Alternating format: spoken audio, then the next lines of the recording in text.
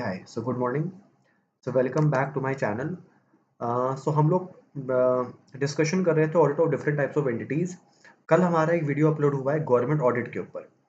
आज revision video है, thumbnail में आपने खैर देख ही लिया होगा, लोकल बॉडीज एंड एनजीओ के ऊपर।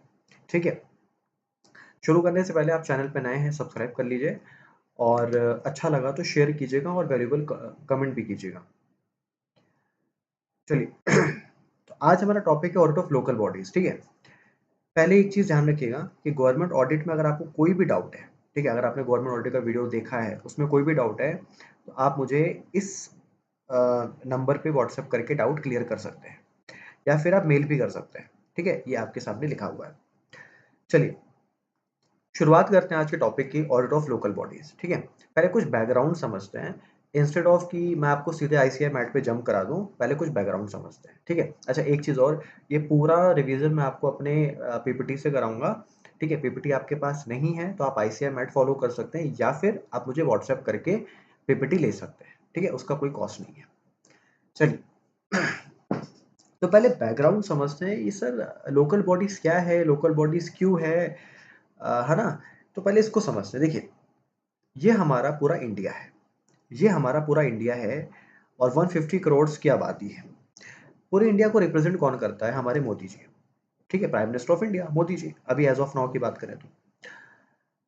ठीक है, बट इस पूरे देश को, क्योंकि अलग अलग प्रजाति के लोग रहते हैं, अलग अलग कल्चर के लोग रहते हैं और इतना बड़ा देश है, 150 करोड़ आबादी का देश है, तो ऐसे में मोदी जी सिर्फ अकेले एडमिनिस्ट्रेशन इंश्योर नहीं कर सकते।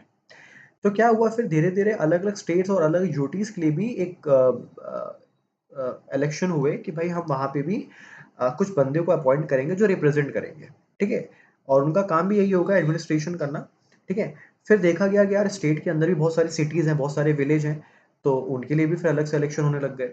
ठीक है, तो यहाँ से शुरुआत हुई लोकल बॉडीज की। तो मैंने क्या बोला कि देखिए, सबसे ऊपर प्राइम मिनिस्टर, उसके बाद चीफ मिनिस्टर एंड गवर्नर्स, उसके बाद लोकल बॉडीज। ठीक है, अच्छा अराउंड अभी एज ऑफ नाउ 28 स्टेट्स हैं और 8 यूटीज हैं। ठीक है, तो यहाँ से शुरुआत हुई लोकल बॉडीज की।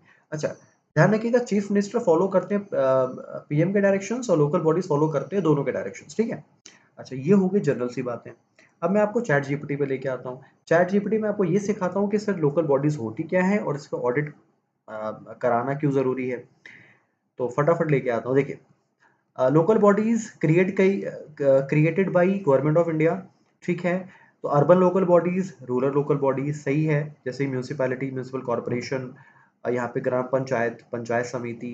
इनके फंक्शंस क्या क्या हैं? Water supply, sanitation, road, public health, education.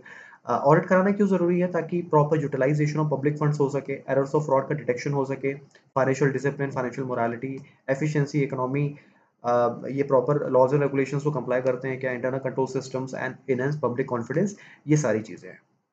अच्छा, कंक्लूजन की बात करें तो audit act as a watchdog by ensuring transparency, accountability. ठीक है, ये सारी बातें हो गई। अब मैं सीधे लेके आ रहा हूँ अपने पीपीटी पे।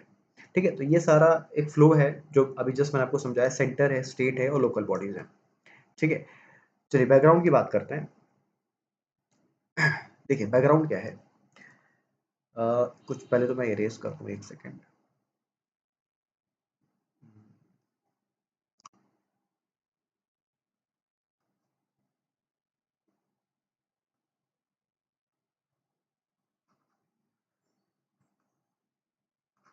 ठीक है, चलिए अब आइए फटाफट इसको देखिए। देखिए म्यूनिसिपैलिटी क्या है, मैंने आपको पहले ही बोला कि लोकल बॉडीज अर्बन की भी होती है और रूरल की भी होती है, लेकिन अर्बन में ही म्यूनिसिपैलिटी आती है। ठीक है, तो municipality can be defined as a unit of a local self government in an urban area. ध्यान रखिएगा, अर्बन एरिया। ठीक है, अब लोकल सेल्फ गवर्नमेंट का क्या मतलब है कि हम यहाँ पे एक लोकेलिटी को एडमिनिस्टर कर रहे हैं, चाहे वो टाउन है, सिटी है। ठीक है, अच्छा उसको एडमिनिस्टर कर कौन रहा है? वहां का लोकल आदमी। ठीक है, देखिए कोई लोकल आदमी होगा ना तो उसको नॉलेज होगी उस एरिया की, उस एरिया के लोगों के कल्चर की। ठीक है, तो ध्यान रखिएगा, म्यूनिसिपैलिटी क्या है? एक unit of a local self government in an urban area. वहां पे हम एक वहां पे क्या होता है, हम लोग एक लोकेलिटी को एडमिनिस्टर कर रहे होते हैं। ठीक है, और एडमिनिस्ट्रेशन कौन कर रहा होता है? वहां का लोकल इनहेबिटेंट्स। ठीक है, अच्छा अब इनके रेवेन्यू सोर्सेज क्या क्या है? ये एमसीक्यू के इंपॉर्टेंट है। तो इनके रेवेन्यू सोर्सेज हैं sir, taxes on properties, trade, fees, license, ये सब इनके सोर्सेज हैं। ठीक है, तो ये इंपॉर्टेंट, ये आप ध्यान रखिएगा for MCQ point of view. अच्छा, और क्या क्या बैकग्राउंड है? तो 5 टाइप्स हैं of urban local authorities, municipal corporation, councils, area committees, town area committees, ये सिर्फ रीड करना है आपको। ठीक है, कंटोनमेंट कमिटीज। अब इनके फंक्शंस क्या क्या हैं? रेगुलेट करना, मेंटेन करना, डेवलप करना। तो लोकल बॉडीज के 3 फंक्शंस हैं, पहले रेगुलेट करेंगे, फिर मेंटेन करेंगे, फिर डेवलप करेंगे। ठीक है, और ये 5 डिफरेंट अथॉरिटीज हैं, municipal corporation, municipal councils, area committees, town area committees, cantonment committees. सिर्फ आपको रीड करना और कुछ नहीं करना है। ये चीज इंपॉर्टेंट है कि सर इनके खर्चे क्या-क्या होते हैं, इनके खर्चे का मेन क्लासिफिकेशन क्या-क्या है ब्रॉडली। ठीक है, तो revenue collection, administration, public health, public safety, education, ये चीज़ तो मैंने आपको वहाँ भी दिखाया था पीपीटी में भी। फिर इंटरेस्ट पेमेंट, ये भी लोन लेते हैं ऑब्वियसली, ये भी अपने खर्चे निकालने के लिए लोन लेते हैं। ठीक है, तो उसका इंटरेस्ट पेमेंट। ठीक है, इंपॉर्टेंट चीज़ क्या है कि प्रॉपर्टी टैक्स एंड ऑक्ट्राई इनका मेजर सोर्सेज ऑफ रेवेन्यू है। Property tax and octroi, octroi क्या होता है? Entry tax. ठीक है, एंट्री टैक्स, तो ये इनका मेजर सोर्स ऑफ रेवेन्यू है। अच्छा, अब इनको 3 तरीके के ग्रांट्स मिलते हैं, 3 तरीके के ग्रांट्स मिलते हैं। मैं सीधे आपको नोट्स पे लेके आ रहा हूँ। लोकल बॉडीज को 3 तरीके के ग्रांट्स मिलते हैं। देखिए, लोकल बॉडीज को 3 तरीके के ग्रांट्स मिलते हैं। मैं सीधे अपने नोट्स पे लेके आ रहा हूँ। पहला है जनरल पर्पस। देखिए जनरल पर्पस का नाम से क्लियर है कि सेंट्रल ने लोकल बॉडीज को फंड दिया, बट उसमें कोई पर्पस अटैच नहीं था। ठीक है, मैं जब बोलूँ स्पेशल पर्पस, तो सेंट्रल ने लोकल बॉडीज को फंड दिया, बट उसमें पर्पस अटैच था कि आप ये पैसा यहीं यूज कर सकते हो, मतलब कोई भी पर्पस में। अच्छा, अब लास्ट एक होता है कॉम्पनसेटरी। कॉम्पनसेटरी के नाम से क्लियर है, कॉम्पनसेटरी। ठीक है, यहाँ पे क्या हो रहा है? अच्छा, ये पिक्चर में क्यों आया? से फॉर एग्जांपल सेंटर और स्टेट ने कोई पॉलिसी लागू की, और उस पॉलिसी की वजह से जो लोकल गवर्नमेंट है उनको लॉस हुआ, तो उस लॉस को कॉम्पेंसेट करने के लिए ग्रांट दिया जाता है।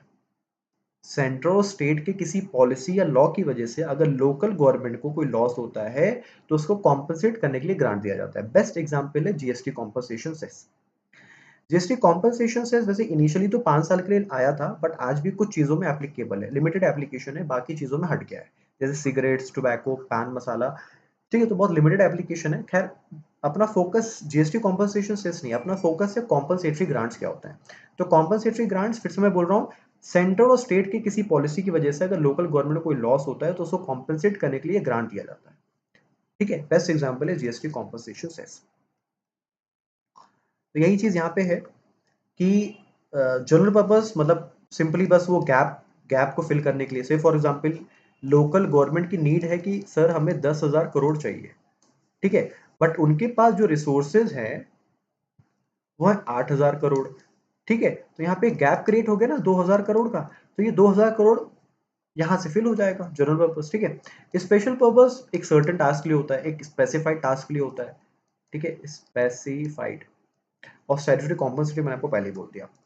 अच्छा, फिर आगे बढ़े। अच्छा, अब यहाँ पे एक टॉपिक है, इसको बोलते हैं फाइनेंशियल एडमिनिस्ट्रेशन, कि सर हम लोकल गवर्नमेंट का फाइनेंशियल एडमिनिस्ट्रेशन कैसे करेंगे। तो 3 तरीके हैं फाइनेंशियल एडमिनिस्ट्रेशन करने के। पहला बजट, बजट बजट आप बना दीजिए। दूसरा है एक्सपेंडिचर कंट्रोल कर दीजिए, और तीसरा है अकाउंटिंग सिस्टम। ये 3 तरीके हैं एडमिनिस्ट्रेशन करने के। कौन सा एडमिनिस्ट्रेशन करने के? फाइनेंशियल एडमिनिस्ट्रेशन करने के। तो पहला है बजट बनाने का फायदा क्या होगा? देखिए, बजट बनाने से फाइनेंशियल अकाउंटेबिलिटी रहती है, और हम एक्सपेंडिचर पे कंट्रोल कर सकते हैं। जैसे हर आदमी का अपना बजट होता है, महीने का, राशन का, ट्रेवलिंग का। तो वो बजट बना के चलते हैं, तो एक अकाउंटेबिलिटी रहती है। अरे यार, इससे ज्यादा हो गया, क्यों हो गया? अच्छा, आज वहां चले गए थे, आज थोड़ा एक्स्ट्रा किलोमीटर ट्रेवल कर लिए थे। तो वो सारी चीजें हैं। ठीक है, मेन ऑब्जेक्टिव क्या है कि जो पैसा हम खर्च कर रहे हैं, यूज कर रहे हैं, वो as per the rules and regulations है। ठीक है, ये सारी चीजें हैं। दूसरा, एक्सपेंडिचर कंट्रोल। अच्छा, यहाँ पे एक चीज इंपॉर्टेंट है, ध्यान रखिएगा। यहाँ पे एक चीज इंपॉर्टेंट है कि लोकल बॉडीज के केस में कोई क्लियर डिवीजन नहीं है किनके किनके बीच में, लेजिस्लेचर और एग्जीक्यूटिव के बीच में। जैसे लोकल, मैंने क्या बोला, लोकल बॉडीज के केस में ये लॉ भी खुद बनाते हैं, मतलब लेजिस्लेचर, मतलब रूल्स भी खुद बनाते हैं, और उसको एग्जीक्यूट भी खुद ही करवाते हैं। ठीक है, तो इनमें कोई डिमार्केशन नहीं है। ठीक है, अच्छा, और इसी वजह से डिफिकल्ट हो जाता है चीजों को एग्जीक्यूट करने के लिए। ठीक है। तो इसी वजह से ज़रूरी है एक्सपेंडिचर कंट्रोल लगा पाना, ये सारी चीज़ें, बस यही चीज़ मुझे समझाना था, ये चीज़ ध्यान रखना। अकाउंटिंग सिस्टम नाम से क्लियर है, अकाउंटिंग सिस्टम हर चीज़ों की अकाउंटिंग करना, क्या खर्चा हुआ, क्या पैसा रेज़ हुआ, वगैरह वगैरह, ठीक है। तो ये सारे टॉपिक्स थे हमारे फाइनेंशियल एडमिनिस्ट्रेशन के। अच्छा, अब नेक्स्ट है कि सर लोकल बॉडीज के ऑडिट क्यों करवा रहे हैं, क्या ऑब्जेक्टिव है, तो ये इंपॉर्टेंट है, इसमें क्वेश्चन आ सकता है। सर लोकल बॉडीज के ऑडिट का ऑब्जेक्टिव क्या है, तो पहला ऑब्जेक्टिव ये है कि सर हम रिपोर्ट करें on the fairness of the financial statement, हम रिपोर्ट करें on the strength and weakness of the financial control, हम रिपोर्ट करें क्या लोकल बॉडीज लीगल और एडमिनिस्ट्रेटिव रिक्वायरमेंट को अडेयर करती है क्या, कंप्लाई करती है क्या, हम रिपोर्ट करें कि लोकल बॉडीज जो भी खर्चा कर रही है क्या लोगों को उसकी वैल्यू रिसीव हो रही है, क्या खर्चा कर रही है, हेल्थ पे, ठीक है, वाटर पे, एजुकेशन पे, तो जो भी लोकल बॉडीज खर्चा कर रही है तो क्या वहाँ के जो इनहेबिटेंट्स हैं, वहाँ के जो लोकल जो पब्लिक है क्या उनको वैल्यू मिल रही है क्या। और लास्ट में तो हमारा फेमस डायलॉग है प्रिवेंशन डिटेक्शन ऑफ फ्रॉड, ठीक है। तो ये इंपॉर्टेंट, इस पे क्वेश्चन आता है 4 नंबर का। अब हमारा ऑडिट प्रोग्राम क्या होगा। अच्छा, ऑडिट प्रोग्राम क्या होता है, देखिए सबसे पहले, देखिए ये मैंने चैप्टर 2 में भी समझाया था कि सबसे पहले हम लोग ऑब्जेक्टिव सेट करते हैं, ऑब्जेक्टिव को अचीव करने के लिए स्ट्रैटेजी बनाते हैं, स्ट्रैटेजी में फर्दर ब्रेनस्टॉर्मिंग करते हैं जिसको हम लोग बोलते हैं प्लानिंग, और प्लानिंग के बाद फिर बनता है आपका प्रोग्राम, ठीक है। प्लानिंग के बाद फिर आपका बनता है प्रोग्राम, ठीक है। तो पहले ऑब्जेक्टिव सेट हो गया, फिर स्ट्रैटेजी बन गई, फिर प्लानिंग बन गया, फिर प्रोग्राम बन गया। प्रोग्राम क्या है, प्रोग्राम प्लानिंग का ही स्टेप बाय स्टेप प्रोसीजर है, प्लानिंग का ही स्टेप बाय स्टेप प्रोसीजर है। जैसे हमने प्लानिंग किया, लेकिन प्लानिंग में क्या चीज कैसे होगी, कौन करेगा, ये प्रोग्राम में हम लोग लिखते हैं, ठीक है। अच्छा, इंपॉर्टेंट चीज क्या है, देखिए इसमें कुछ पॉइंट्स हैं, मैं आपको पहले पॉइंट्स दिखा दे रहा हूँ, 1 2 3 4 5 6, ठीक है, टोटल 6 पॉइंट्स है, फिर हमारे ये लोकल बॉडीज खत्म हो जाएगा, ठीक है। सबसे पहला है अपॉइंटमेंट, ठीक है, फटाफट करते हैं इसको, अपॉइंटमेंट। तो सर लोकल बॉडीज के ऑडिटर को अपॉइंट कौन करेगा, local fund audit wing of a state government, ठीक है। Local fund audit wing of a state government is generally in charge of the audit, ठीक है। तो यही इंचार्ज होंगे। Sometimes bigger municipal corporations in Delhi, Mumbai have to appoint their own auditors for regular external auditing. अच्छा, अब इनका concern क्या होगा, same as objective, same as objective. तो ऑब्जेक्टिव क्या था, फेयरनेस पे रिपोर्ट करना है, स्ट्रेंथ फेयर वीकनेस पे रिपोर्ट करना है, legal and administrative requirements comply हो रही है कि उस पर रिपोर्ट करना है, वैल्यूज इन बीइंग रिसीव्ड उस पर रिपोर्ट करना है, detection and prevention of fraud पे रिपोर्ट करना है। तो सेम लाइक ऑब्जेक्टिव है। इंपॉर्टेंट क्या था, अपॉइंटमेंट। तो अपॉइंटमेंट कौन करेगा, local fund audit wing of the state government, ये इंचार्ज होंगी of the audit of municipal accounts, ठीक है। ये चीज ध्यान रखना है, एमसीक्यू के लिए आ सकता है। अच्छा, उसके बाद और क्या-क्या चीज़ें हमारे प्रोग्राम में आएँगी, तो रूल्स एंड रेगुलेशंस को एंश्योर करना कि जो भी खर्चे हो रहे हैं वो as per the rules and regulations हो रहे हैं कि नहीं हो रहे हैं। ऑथराइज़ जो खर्चे हो रहे हैं वो ऑथराइज़ है कि नहीं है। जो खर्चे हुए हैं क्या उसका प्रॉपर प्रोविज़न, क्या उसके लिए प्रॉपर पैसा सेट असाइड पहले से किया गया था। और परफॉर्मेंस मतलब क्या लोगों को उसके लिए वैल्यू रिसीव्ड हो रही है कि नहीं हो रही है, और क्या वो इकोनॉमिकली रन हो रहा है कि नहीं हो रहा है। ठीक है, जो भी प्रोग्राम्स हैं, जो भी प्रोजेक्ट्स हैं वो इकोनॉमिकली रन हो रहा है कि नहीं हो रहा है। ठीक है, खत्म हो गया। तो हमारा ये टॉपिक खत्म हो गया जिसका नाम था लोकल बॉडीज। ठीक है, तो बताइए यहाँ तक अगर कोई डाउट है तो आप कमेंट कर सकते हैं, ठीक है। और अब व्हाट्सएप भी कर सकते हैं, वो भी मैंने आपको एक्सेस दे रखा है। तो यहाँ पे मैं 1 मिनट के लिए रुक रहा हूँ, इन केस आपको कुछ रिव्यू करना है, कुछ लिखना है तो आप कर सकते हो।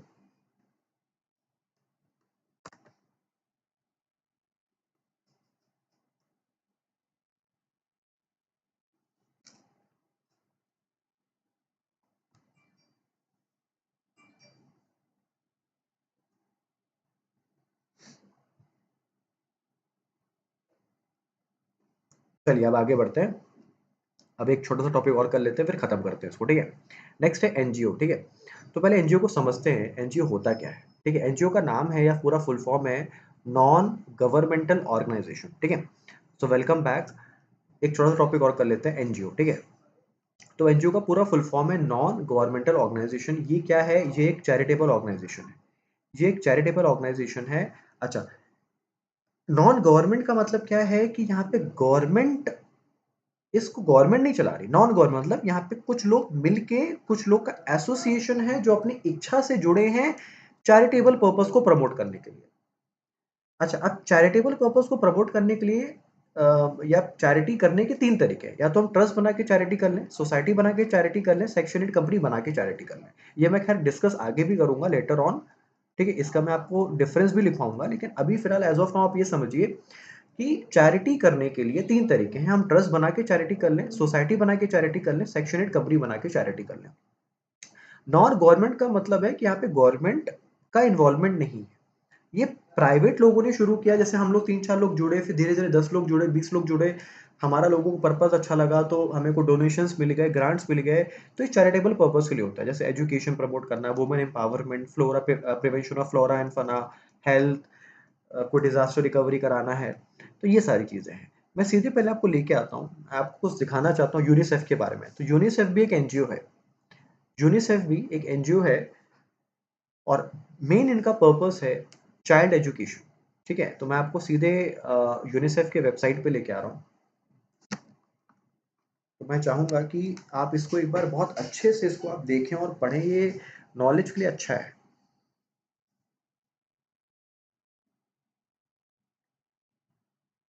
तो यूनिसेफ फॉर एवरी चाइल्ड, देखिए लिखा भी है यूनिसेफ फॉर एवरी चाइल्ड, तो इनका जो रिसोर्स एलोकेशन है वो ज़्यादातर चाइल्ड और चाइल्ड एजुकेशन में आपको दिखाता हूँ कि इनका मेन फोकस एरिया क्या है। तो बस इतना आप समझिए कि एनजीओ क्या है, नॉन गवर्नमेंटल ऑर्गेनाइजेशन, एक संस्था है चैरिटी को प्रमोट करने के लिए। और ये कुछ लोगों ने मिल के शुरुआत की थी, फिर धीरे धीरे धीरे धीरे ये बढ़ता चला गया, ठीक है। देखिए यहाँ से आप डोनेट भी कर सकते हैं, ठीक है, यहाँ से देखिए, यहाँ पे राइट हैंड साइड पे दिख रहा है।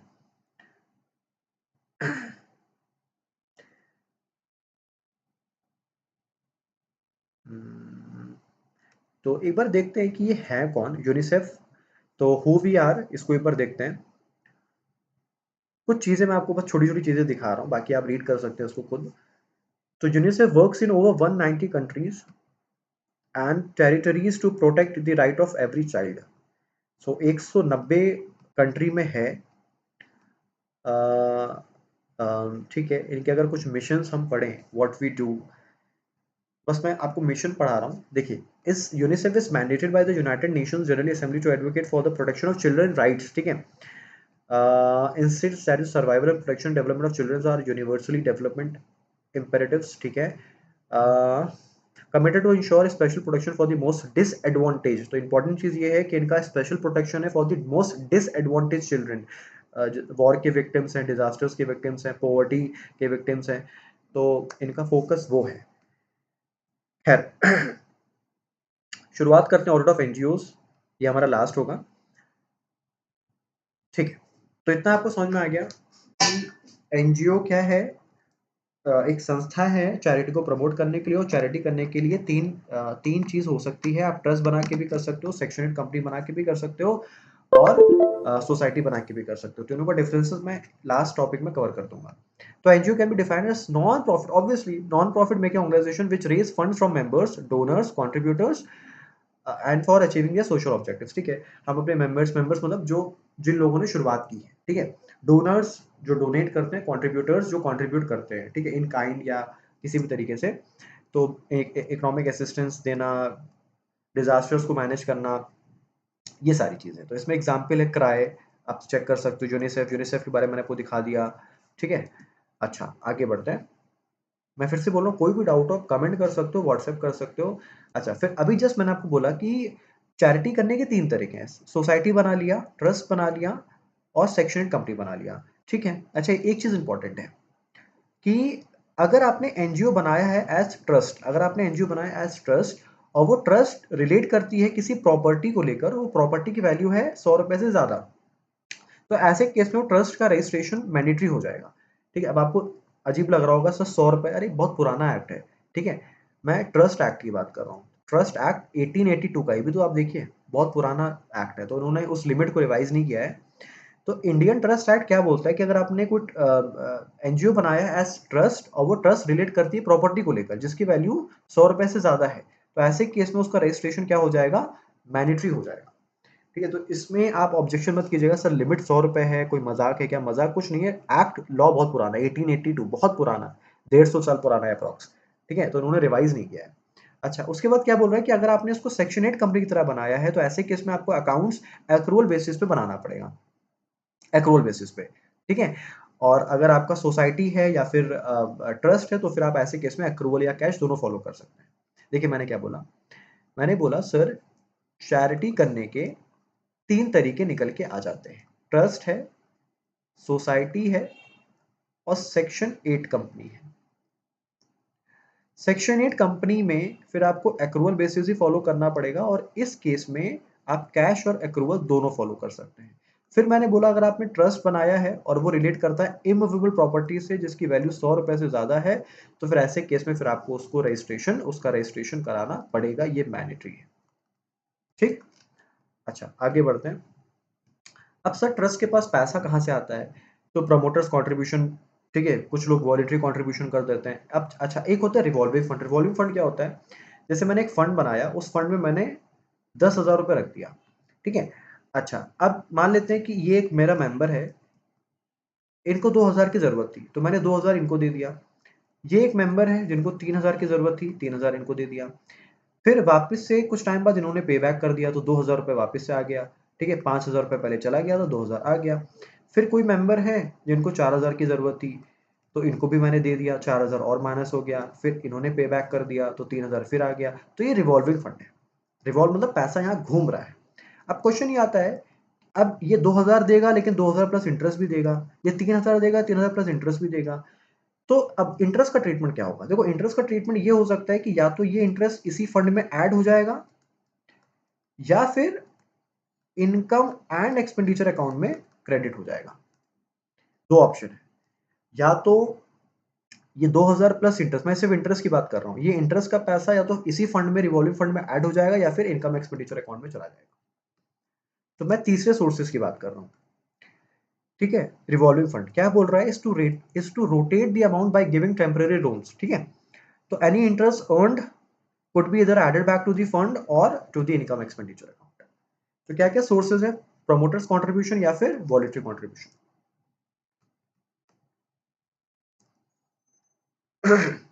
कभी कभी कुछ डोनेशंस आ जाते हैं for the acquisition of specific fix asset. जैसे मैंने डोनेट किया, मैंने कहा कि नहीं आपको ये ज़मीन खरीदनी है या ये घर खरीदना है। कभी कभी कोई डोनेशन काइंड में भी आ जाते हैं, कोई हमको कुछ किताबें दे जाता है, कोई हमें कुछ ऑफिस इक्विपमेंट दे जाता है, ठीक है। अब इनके एप्लीकेशन क्या है, मतलब खर्चा कहाँ कहाँ करते हैं? तो establishment cost, office administration, maintenance, charity, donation, तो ये सारे इनके खर्चे हैं। तो पैसा उठाने के या पैसे जमा करने के सोर्सेज क्या क्या है? Promoters contribution, voluntary contribution, revolving fund, कुछ लोगों ने कुछ डोनेशन कर दिया फॉर फिक्स एसेट, या कुछ लोगों ने काइंड में कंट्रीब्यूशन कर दिया। अब कुछ प्रोविजंस क्या क्या है फटाफट कर लेते हैं एक बार इसको। तो क्या बोल रहा है? The auditors of NGO registered in the society, society की बात कर रहा है, और द ट्रस्ट और द सेक्शन इन कंपनी, ठीक है। तो auditors of NGO registered in section 8 are appointed by the members. तो अगर आप ये जो चैरिटी कर रहे हो ये आपने सेक्शन 8 कंपनी बना के किया है तो ऐसे केस में फिर ऑडिटर्स को अपॉइंट कौन करेगा? मेंबर्स, क्योंकि फिर वो कंपनी का शेप ले लेता है ना। और मैंने आपको चैप्टर 1 में पढ़ाया था कि कंपनी के केस में अपॉइंट कौन करता है? मेंबर्स। कहाँ पे? एनुअल जनरल मीटिंग में, ठीक है। अच्छा उसके बाद फिर ये सारी चीज़ें हैं। हम यहाँ पे फॉरेन कंट्रीब्यूशन की भी ऑडिट करते हैं कि कोई फॉरेन कंट्रीब्यूशन आया था क्या, कोई बाहर से कोई डोनेशंस आया था क्या। Foreign contribution has prescribed the format and requires the same to be furnished by ministry, ठीक है। अगर कोई फॉरेन कंट्रीब्यूशन आया है तो फिर ये आपकी जिम्मेदारी बनती है एनजीओ की कि वो मिनिस्ट्री ऑफ होम अफेयर्स को within 60 days of the closure of the financial year, मतलब 30 मई तक रिपोर्ट करें। तो अगर आपके पास कोई फाइनेंशियल कंट्रीब्यूशन आया है, कोई बाहर से कोई आर्थिक सहायता आई है, तो ये आपकी जिम्मेदारी बनती है कि आप 60 दिन के अंदर, मतलब बाई 30th में आप रिपोर्ट करें to the ministry of home affairs, ठीक है। तो मैंने क्या बोला कि अगर आपने सेक्शन कंपनी बना रखी है तो ऐसे केस में अपॉइंट कौन करेगा? मेंबर्स, ठीक है। बस और तो इसमें कुछ नहीं है। अच्छा अब हमारा फोकस क्या होगा जब हम ऑडिट की प्लानिंग कर रहे होंगे? तो हमें नॉलेज होनी चाहिए उसके मिशन की, विजन की, उसके स्टैट्यूट की नॉलेज होनी चाहिए कि भाई सोसाइटी है तो 1860 है, ट्रस्ट है तो आपके 1881 है, ठीक है। फिर आपका सेक्शन 8 कंपनी है तो कंपनीज एक्ट है, फॉरेन कंट्रीब्यूशन लेती है तो फॉरेन कंट्रीब्यूशन एक्ट की भी नॉलेज होनी चाहिए। फिर उसके ऑर्गेनाइजेशन मेमोरेंडम की नॉलेज होनी चाहिए, ठीक है। अकाउंटिंग सिस्टम्स की नॉलेज होनी चाहिए। उसके हिसाब से फिर हम मटीरियलिटी सेट करेंगे, एक्सपर्ट्स को इन्वॉल्व करेंगे और प्रीवियस रिपोर्ट्स को भी कंसीडर करेंगे ताकि हम हमें हमारी प्लानिंग और अच्छी हो सके, ठीक है। हम यहाँ पे क्या कर रहे हैं? प्लानिंग कर रहे हैं। तो प्लानिंग करने के टाइम पे हमारा फोकस क्या क्या होगा, मिशन विजन को समझेंगे, रेलिवेंट स्टैट्यूट, अगर सोसाइटी है तो 1860, कंपनीज एक्ट है 2013, ट्रस्ट है तो 1881, उसके आर्टिकल और मेमोरेंडम को पढ़ेंगे ताकि और नॉलेज हो, अकाउंटिंग सिस्टम्स को देखेंगे, उसके हिसाब से मटीरियलिटी सेट करेंगे, एक्सपर्ट्स को इन्वॉल्व करेंगे, प्रीवियस रिपोर्ट को भी पढ़ेंगे ताकि और नॉलेज हो। ऑडिट प्रोग्राम में क्या क्या होगा, हम इनके कॉर्पस फंड की ऑडिट करेंगे। कॉर्पस फंड मतलब एक तरीके से कलेक्शन ऑफ फंड, कैपिटल आप समझ लीजिए उसको।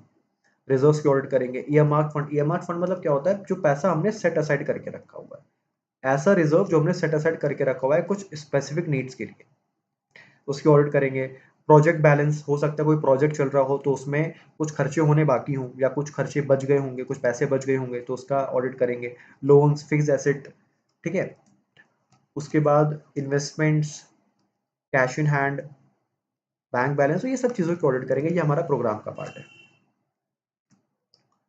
ठीक है। एनजीओ क्या होती है, तो एनजीओ ग्रुप ऑफ इंडिविजुअल है to address the social issues and support victims. अच्छा, अब एक एनजीओ की रिसीट्स की भी ऑडिट करेंगे। तो अगर कोई कंट्रीब्यूशन आया होगा, कोई रिसीट आई होगी, कोई मेंबरशिप फीस, कोई सब्सक्रिप्शन, कोई इंटरेस्ट या डिविडेंड, सर इनको इंटरेस्ट या डिविडेंड आता है, हाँ आता है, ये भी कहीं इन्वेस्ट करते हैं पैसा, ठीक है, तो वहाँ से इंटरेस्ट या डिविडेंड आ सकता है। तो कोई कंट्रीब्यूशन आया होगा आपके पास किसी प्रोजेक्ट के लिए, या आपने कोई फंड रेजिंग प्रोग्राम चलाया होगा। कभी कभी होता है ना कि लोग कोई फंड रेजिंग प्रोग्राम चलाते हैं कि आप डोनेट करिए, ठीक है, या कोई मेंबर्स होंगे तो मेंबरशिप फीस ईयरली देते होंगे। सब्सक्रिप्शन, आपने सब्सक्राइब कुछ करके रखा होगा तो सब्सक्रिप्शन, जैसे आपने इनके जर्नल्स को सब्सक्राइब करके रखा होगा तो उसकी सब्सक्रिप्शन फीस आती होगी। फिर इन्होंने कुछ इन्वेस्टमेंट किया होगा तो वहां से इंटरेस्ट या डिविडेंड आता होगा। खत्म हो गया। तो हमारा दो टॉपिक खत्म हो गया, क्या क्या, लोकल बॉडीज और हमारा अभी हमने जस्ट किया एनजीओ, ठीक है। एवन फटाफट एनजीओ को फिर से वॉक थ्रू करा दे रहा हूँ फटाफट 1 मिनट के अंदर, ठीक है।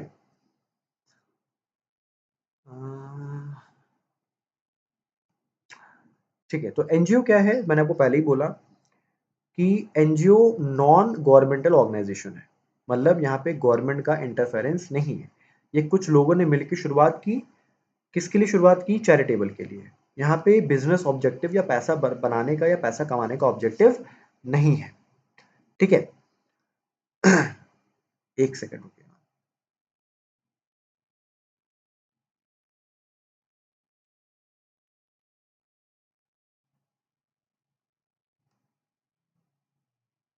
बस 1 सेकंड रुकिए।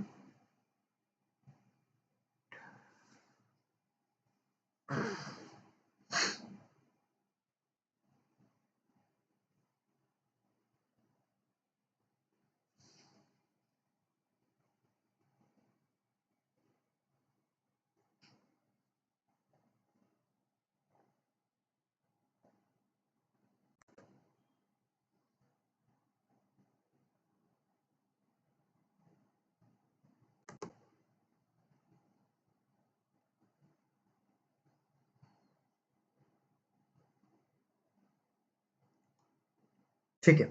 तो मैंने आपको बोला कि एनजीओ का मतलब क्या है, नॉन गवर्नमेंटल ऑर्गेनाइजेशन, मतलब ये सरकारी नहीं है, ये कुछ प्राइवेट लोगों ने मिलकर इसकी शुरुआत की थी, इसकी संस्था बनाई थी for charitable needs, for charitable purpose, जैसे education, women empowerment, prevention of flora and fauna, ठीक है। चैरिटी करने के 3 तरीके हैं, ट्रस्ट बना के कर सकते हैं, सोसाइटी बना के कर सकते हैं, सेक्शन एड कंपनी बना के कर सकते हैं।